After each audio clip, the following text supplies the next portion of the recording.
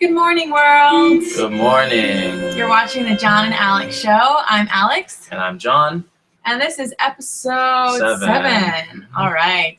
So today we're going to talk a lot about entrepreneurship and some current events related to it, and then a little bit about the startup scene here in Hawaii. Yes, there are so many great opportunities here in Hawaii as an entrepreneur, aspiring entrepreneur, and we have a special guest, Ian Ross, on today to local entrepreneur, app developer, and he'll be talking about his experiences in Hawaii's tech ecosystem. Yeah. So we've got a couple different Venture Accelerator programs going on. And I know that you have been a mentor for one of them, which we'll talk about in a little bit. Yes. But I guess we'll start kind of broader, talk a little bit about entrepreneurship on a bigger scale, and then bring it back locally. Because I know there have been a lot of current events going on really recently in regards to entrepreneurship.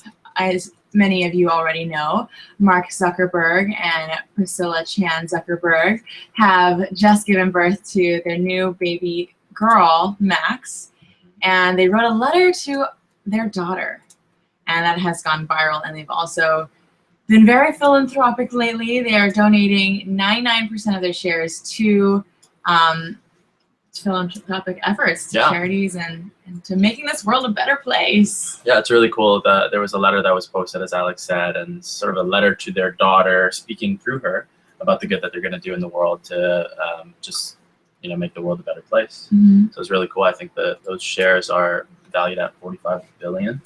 Yeah, quite a lot of money. Yeah. So and in the letter, he talks about how we should invest our money into really making this world a better place. He also talks a lot about promoting equality and what that means and how people can live to their full potential.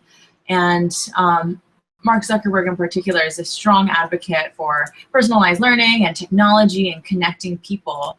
And I think that's a huge trend today. And I think that's a lot of entrepreneurs are really trying to use their skills for good.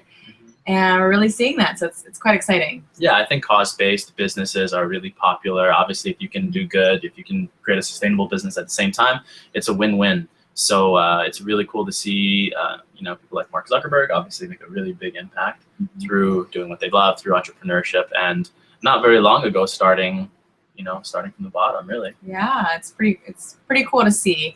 And I've noticed a lot of entrepreneurs, like I mentioned, are doing things for good. In fact, yesterday was Giving Tuesday, and I was looking at a couple different startups that, they have apps where you can play them and they'll donate to charity, or different ways that you can also give through your phone. Right. I know there was a popular game that I used to play a lot called Got Rice. Yes, it was a Free Rice. Free Rice. I don't know. Rice. Free Rice. I think it's called Free Rice. You're right. Mm-hmm. So the idea is that you would play like word games, right? And then it would accumulate grains of rice that would be donated. It's like a sponsor-based game, which is a really cool way to gamify the charity process. And it just shows that you can be creative and innovative and really be able to do great things through that. So think out of the box, people. But the whole idea of entrepreneurship is really fixing things, right? Seeing a problem and figuring out how to fix it, and then make money off of it. Right. I know there's a quote along the lines of, you get paid in proportion to the problems that you help to fix, right? I like solve. that. So that's a little bit of inspiration for everyone. Like I said earlier, Hawaii has such a great, Hawaii has come a long way in the last few years as far as entrepreneurship goes, and creating a viable, is what you would call a startup or technology entrepreneurship ecosystem. And all that means is that startup paradise, right? There are resources. You have the right resources, you have the right players, you have the right mentors, you have the right money, and it's sort of just creating an environment where people can create, or aspiring entrepreneurs can create, have the resources to make those apps and those projects happen, and then the idea of getting them funded. Yep, totally. Yeah, so there were a few events that actually just happened last night, right? Yes, last night was the pitch-off event for Innovate Her, which is a Venture Accelerator program specifically geared towards female empowerment and getting more women to be in entrepreneurship and business. Right. So we're kind of waiting to see how that event went, but I'm sure it went really great. Yeah, I wasn't able to make it last night. I was at client meetings. However, it looked like a really great event. You know, everyone involved with that entire movement is doing such a great job. There are a lot of new programs that are starting to come up, which is really great to see. You know, about 4 years ago now or so, I had a co-working space in Kaka'ako called the Greenhouse Innovation Hub, and we called it a creative incubator. It was a place where people could bring their ideas, and basically the team that I had in space can help to incubate and grow those ideas. So cool. you know, as more of those types of spaces launch, you know, co-working spaces like the Box Jelly, and there's some really, really cool places, Manoa Innovation Center, and there's really cool programs like Dev League that are really starting to take off to empower people to build the apps that they want to see built. And one of the more well-known programs that we have here is Blue Startups, right? Which I know you have been helping out with a little bit. So do you want to talk a bit about that? Yeah, so Blue Startups, actually head over to their website. You see the mug there. Nice swag. Right, so Blue Startups is in their 6th cohort. They're a venture accelerator. And the idea is that they invest a seed amount of money in order for entrepreneurs to grow to kickstart and to grow their businesses. So it gets them off the ground. It gives them the insight and the expertise that they need to pitch, to build, and then hopefully take their app to the next level. Cool. So we're sharing our screen now to show you a little bit about Blue Startups. Right. So they were recently named as a top 20 U.S. accelerator and by TechCrunch. And you know, I had a great opportunity to meet with this year's cohort 6. There's some really interesting businesses in the cohort, and it's just really cool to see year to year how the different ideas improve. Yeah. Can you give us some examples of some of the businesses that you saw there? Yeah, so there were a few businesses there. I spoke with about 6 or 7 businesses. Okay. A couple of them that stand out. One of them was named Grumble. Oh, okay. Grumble Space. And the entire premise of Grumble Space is to create a place where people can just real talk, you know? So it's interesting talking about their challenges and talking about what some of the wins for them are. Yeah. Their mascot is a pug, so this is a grumpy little pug. And what I learned is a group of pugs actually called a Grumble. Really? Yeah. So a little bit of dog culture for you. So it was just really neat. It's a really neat place for you to sort of Yelp style post up your rant or whatever it is, and just talk about it. You know, beyond getting over the whole Grumble challenge of being a place where people just complain. It's really a place to start dialogue and for, I guess, to offer a support system for people who just have something to say about potholes or the education system or whatever it is. So what they're really working to do is make it a place where people can have constructive conversation around things that maybe aren't all rosy. Like we said, it's about finding those problems to learn how to fix them, right? And right. I've actually heard quite a bit about Grumble now. I know that they had also competed in Startup Weekend, which is a competition where you have 48 hours really to create a viable business plan. Right. And our guest coming up, Ian, actually participated in Startup Weekend, and so he'll tell us a little bit more about that in a bit. But it's great that Grumble is now part of Blue Startups, and they seem to be doing well. What was another business that you found interesting? I'm actually just showing the cohort number 6 here, Blue Spot Park. This is basically a venue-specific mobile platform that offers parking solutions. So they're like reserved parking stalls that could be sponsored by different businesses. So let's just say Bloomingdale's could offer a deal and push it out to the audience, and then they would be able to, someone would be able to take that deal, take them up on that offer, and get a free get a parking stall out of it. So they're still working out their concept. Findly, which is the image recognition engine, really interesting technology that scrapes images and provides feedback about those images. So colors, like for instance, I uploaded a photo of a Mercedes, and it knew that it was a silver Mercedes C-Class just from scraping the information. So lots of interesting data. It's a little scary. and they pivot more to a B2B business model where they're offering data analytics and a tool to other businesses instead of to consumers. Fresher, which is they're creating and opening up a market of sustainability for fishermen. So fishermen can post up their fresh catch and connect to an audience of people who want to buy that fish.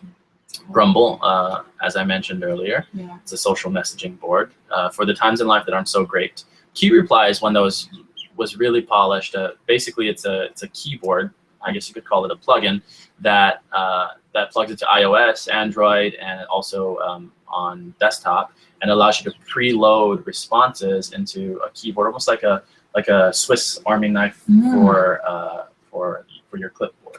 Okay. I didn't actually meet with them. I didn't meet with all of them. Nest Egg Guru, Quest Organizer, Wow, Smart Yields, and Zephyr. Yeah. So the ones that I mentioned were the ones that I talked about that I met with. Okay.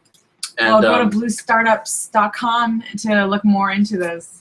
Yeah, super excited. So good luck to cohort number 6. So in addition to Blue Startups, there's also another Venture Accelerator program called XLR8UH. Right, and XLR8UH is the program that our guest speaker, Ian, has been part of. And so he's going to talk to us a little bit about his experience in XLR8UH, what it's about, some of the other members, and you know how he found the experience. So Ian, are you with us? Okay, I'm gonna head over to Ian right now, and we are going. Hey, Ian. Good morning. Oh, good morning. How's it going? So you were part of XLR8UH. Can you tell us a little bit about what it is and how you found your experience there? Absolutely. Well, XLR8UH is a kind of a unique accelerator program compared to a lot of other ones across the country, in the way that it partners up with the University of Hawaii. It sort of has a twofold mission, is the best way I can kind of explain and understand it. One part is helping get intellectual property that's been developed in the University of Hawaii to market. And second is to support startups here in Hawaii. So they really focus on having a 3-phase approach to all the startups that come through in their cohorts. The first one is the lean phase, where cohorts that are, every member of the cohort that's accepted goes through a phase where they're being mentored through lean startup methodology, really testing out their idea and developing a business model canvas and making sure they have a strong product market fit. That includes just talking to dozens of potential customers and doing a lot of customer discovery interviews, to also trying to figure out the best ways to find creative and useful channels to find customers in the future, sort of building in a bit of virality as you figure out what the product is. The second phase has to do with building, where they offer a lot of mentorship and begin to fund the different teams in tranches based on milestones, with a similar seed funding amount to Blue Startups, in order to get the companies and the product more or less off the ground. And the final phase is a pitch phase, where they train the different cohorts in how to pitch and speak to investors. And I have to say, XLR8UH, just looking at their board of directors, they have a really fantastic network.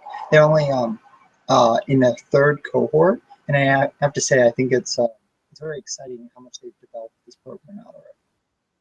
Wow, that's really cool. I really like how they have all that training as part of it. You know, I think that's so important. Yeah, it's a big part of the process, is having the right resources. Like Ian said, everything from learning how to properly pitch, to doing funding pitch decks, to actually developing, doing product development, user experience, and all that stuff. Ian mentioned a lot of really big words in there: product market fit, minimum viable product. So there's lots of terminology, lean startup methodology, which basically, you know, you don't want to overdevelop your app. You want to get out the minimum working product so that you can get it out to the public and start acquiring customers, start acquiring users, you know, as quick as possible. Now, Ian, you actually had an app that was accepted into UH's UH's program. Talk to us a little bit about that experience, how you came up with the idea, and tell us a little bit about what it was all about.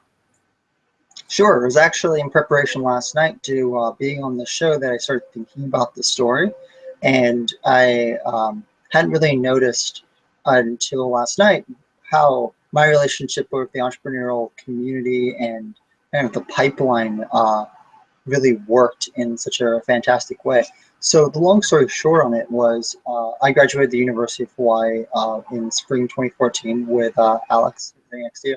And we, as a being a student at UH, I was familiar with the two entrepreneurial focused clubs on campus, and I was somewhat affiliated with both of them. I showed up to some meetings, some of their trainings. I wasn't really super involved with them, but I was enough to start thinking a bit entrepreneurially.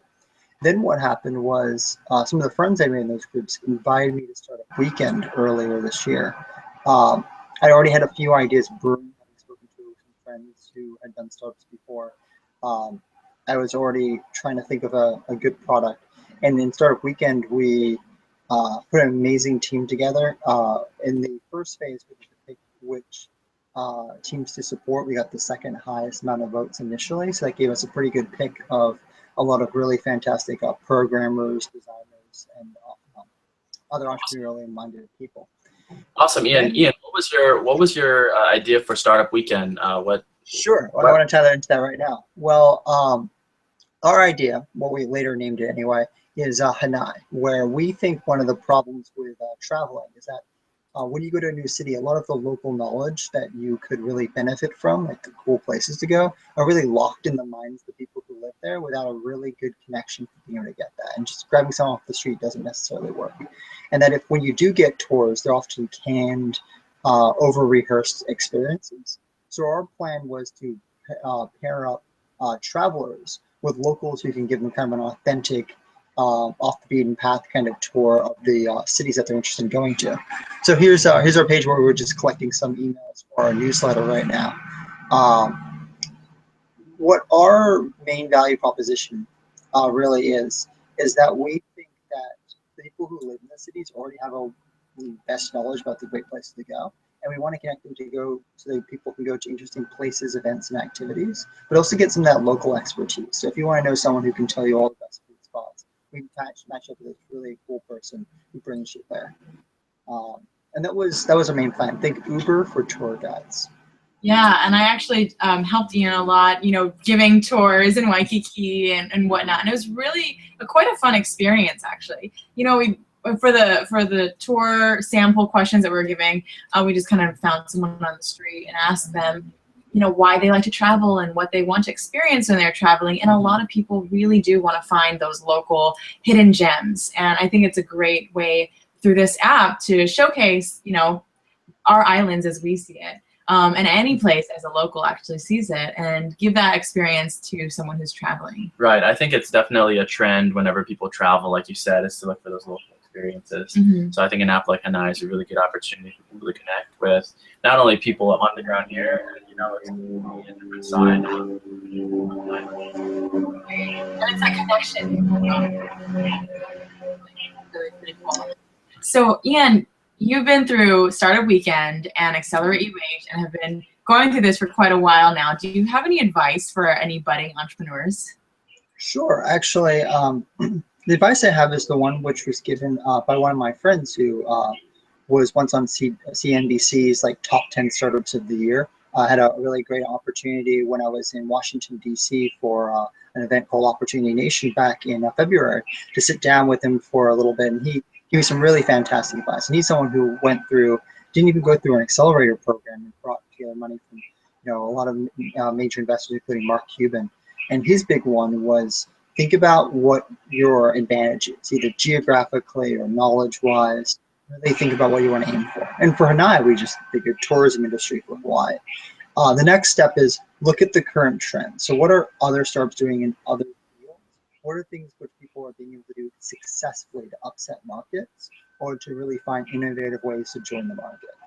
And for that conversation, this purpose, and for Hanai, we figured that would be techifying, making something, adding an app where there isn't one, really removing a lot of friction, and try to use tech to offer experience which would be extraordinarily difficult to get without tech. And the third idea is just offer a fantastic product or service. Offer something unique and interesting and something people say they love. Find something that people love. And for us, the way we started with, we thought, what is the #1 best experience someone has when they're traveling?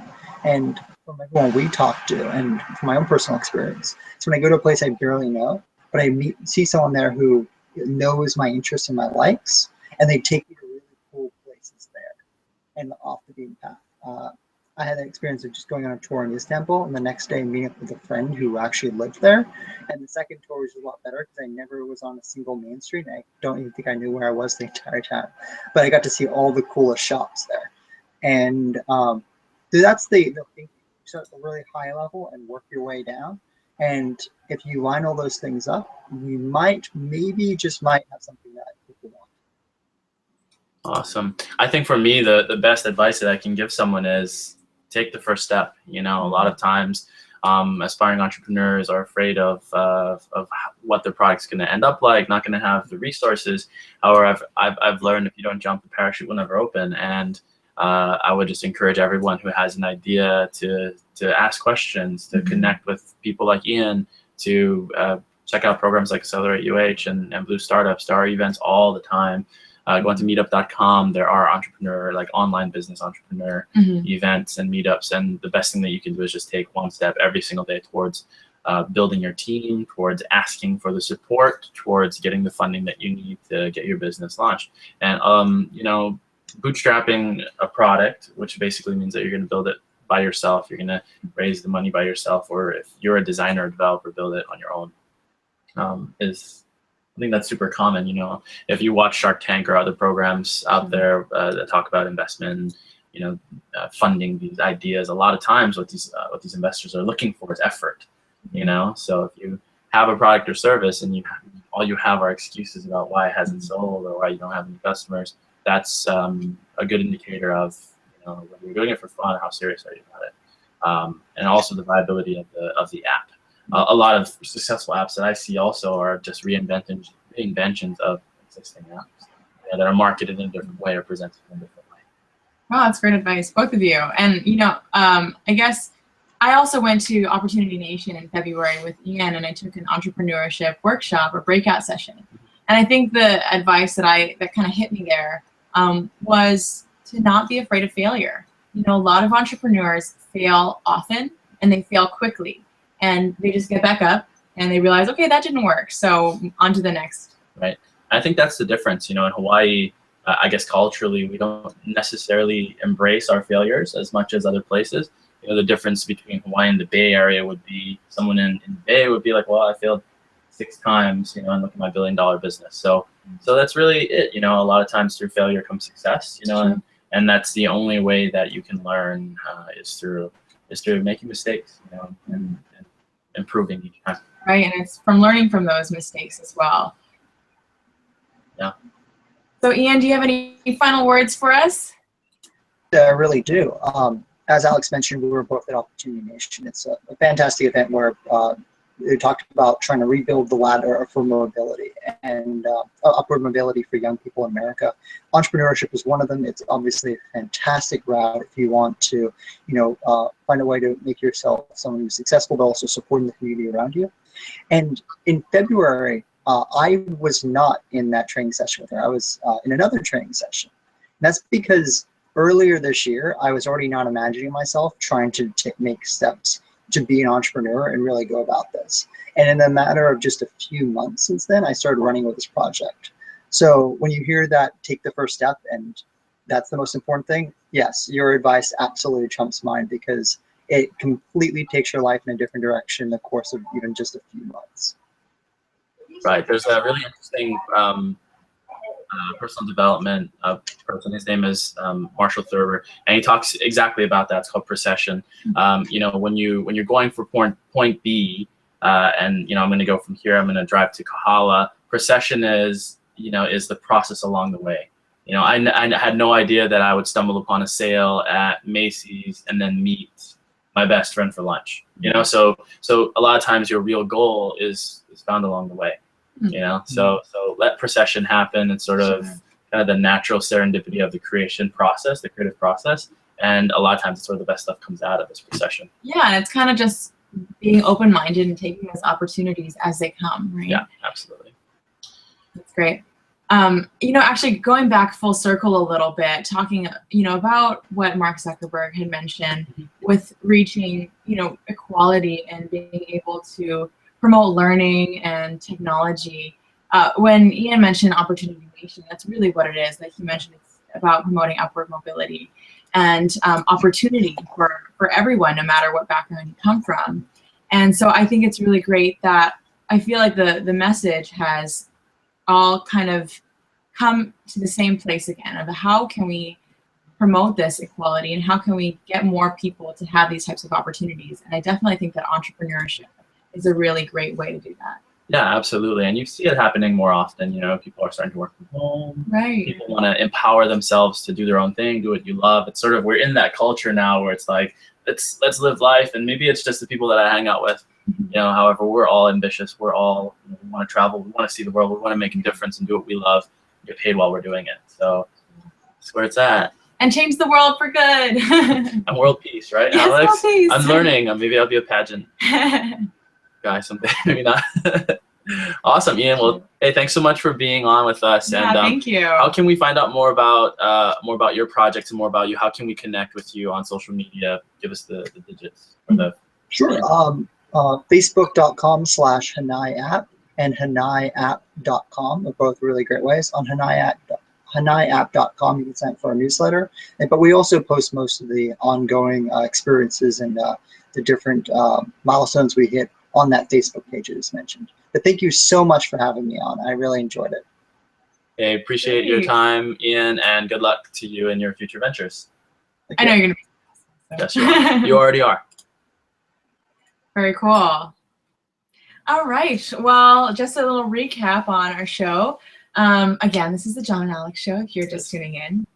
And so, John, what do you think about the future of entrepreneurship and technology here in Hawaii? I think it's only getting brighter. You know, the resources are building. There are more and more places to go and create. I think the culture here in Hawaii is already conducive to working together and building things together. You know, I also feel like the community is being a lot more supportive of other ideas, because at the end of the day, we're all together in this boat, and you know, we have to help each other to uplift each other and support each other in success. Because there's, you know, from what I've learned is there's so much business, there's so much opportunity for everyone, you know, so by just supporting other people and infusing good energy into other people's ideas, collaborating, making it a win-win, just raises everyone up. So I definitely see more of that happening. I see, you know, I see more funding, hopefully, and more resources from different places, not only government, but also private money. And I see more entrepreneurs being bold to step out and take action and build something that they love, even if they think that it's not an app or an idea that would be successful. You know, eBay wasn't the first auction site, Hotmail wasn't the first email site. So I think, you know, I'm really excited about it. Plus, I think geographically we're in a great place. Not only is the weather awesome, and it's paradise, inspiring, right? I mean, there were a few teams that actually came out from the mainland to build their apps. Eric Nakagawa is a well-known local entrepreneur here that was in Hawaii. He's actually in the Bay Area now, and he's built several different companies. Actually brought his team out here for a company called Simple Honey, and they stayed out here for, I want to say, 2 months or so. They would surf every morning, and they were the most productive here. So I think there is something in the magic of Hawaii as a place. And I think it's the balance, you know, finding happiness and doing what you love, and at the same time doing, you know, getting your nose down into the books and hitting the grinder. But I think another thing is that here we have such a tight-knit community, and I think building this startup paradise is actually bringing our communities closer together. And like you mentioned, we feed off each other and we work together really well. So I think Hawaii is a great place to be an entrepreneur. Yeah, it is. So with that, that's all I got. Alex, got anything else? Nope. So that was the John and Alex Show. Hope you liked what you saw. And, you know, we talked a lot about Oahu-based venture accelerator programs and whatnot, but we'd love to know more about the neighbor islands. And we'd also like to know, wherever you're watching from, what types of programs you have going on, and what do you think about entrepreneurship in your city? So with that, peace out. So visit us online at JohnandAlexShow.com and be sure to subscribe to our channel on YouTube. And, you know, we're slowly growing. This is our 7th episode, and I'm super proud that we've come this far. Yeah. Well, thanks for tuning in, guys. See you on Friday. Peace.